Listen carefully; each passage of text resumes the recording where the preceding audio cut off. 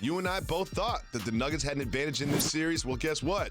It was Chris Paul, Devin Booker, DeAndre Ayton just playing really well and pulling away in the second half to get the win. What did you see on the floor last night? So it's our job sometimes to do predictions, but it's extremely difficult because you don't know the extremity of injuries. And so many teams this year have been plagued by injuries, including the Phoenix Suns. And I saw something last night. I saw All-NBA Chris Paul. I saw the guy I voted fourth in the MVP race.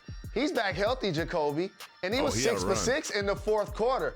He also had 11 assists. He was also being a great leader and a great general. And before I know it, Mikal Bridges was having a breakout game. And DeAndre Ayton continues to improve. And so having that guy with Booker going against the Joker, no Murray, haven't seen Barton just yet. Michael Porter Jr. tweaked his back. The Phoenix Suns are in pole position.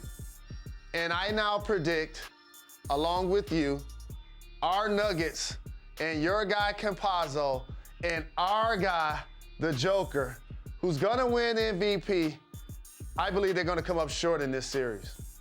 It's tough. I mean, I really thought that what they would do is attack Ayton. What they would do is get fouls on him, get the ball to Jokic early. The first 5-10 possessions, get fouls on Ayton.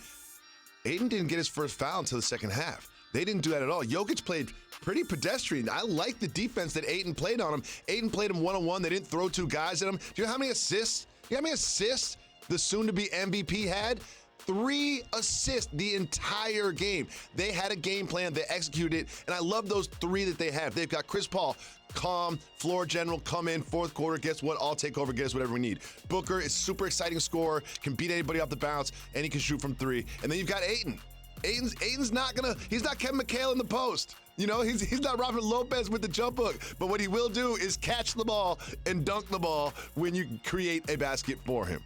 And also, Michael Porter Jr.'s productivity is mandatory for this team. Mm-hmm. And the one thing I noticed in their half-court offense, he was rushing his shots. And I'm not saying shooting early in the shot clock. I mean rushing his shot, which is 2 different things. If you notice, those are contested looks. Those are rush looks.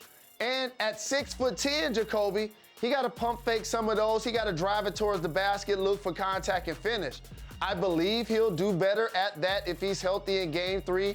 By no means will this be a sweep, but just looking at the guard play of Phoenix reminded me of the NCAA tournament. And I was like, oh, they got great guard play. They not losing.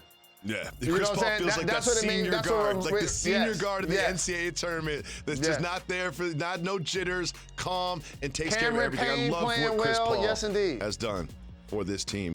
Trailblazers season ended at the hands of the Denver Nuggets, and the president of the Blazers, Neil O'Shea, said that in the coaching search, Dame's input is very important. And another thing he said was that it was not a roster problem that the Blazers had this year. What do you think about Dame's input in the coaching search?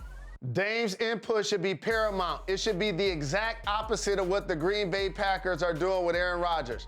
Just look at their playbook and do the exact opposite. You make sure Dame is happy. He has another handful of years on his current contract, and through that contract, he'll make almost $400 million. He's not just your all-NBA point guard. He's your partner. You allow him to be involved. And the elephant in the room was when he said he wanted Jason Kidd to be the coach, and then Jason Kidd came out and said he was uncomfortable with Dame saying he wanted him to be the coach. It made me think, well, since they have the Bay Area in common, maybe they had a conversation. It was like, hey, dog, I got a great job. I get to coach LeBron. I get to coach AD. I'm reinventing myself after what happened with the Bucks. Either I'm going to get this gig or I'm going to get another gig someday. Are you going to be there to play out your contract? And Dame probably was like, I don't know. Maybe. And then he was like, good looking.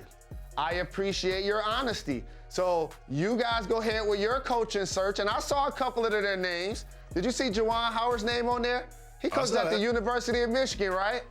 I think he'll stay in Ann Arbor next year.